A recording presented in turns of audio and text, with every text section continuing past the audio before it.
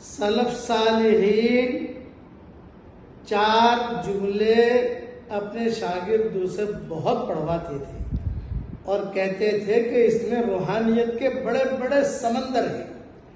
Number 1 پڑھیے میرے ساتھ، بسم اللہ الرحمن الرحیم۔ نمبر 2 الحمد للہ رب العالمین۔ نمبر 3 سبحان اللہ رب العالمین۔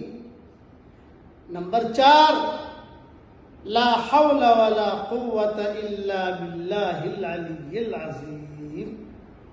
اور کہتے تھے ہر جملہ 313 مرتبہ پڑھا کرو۔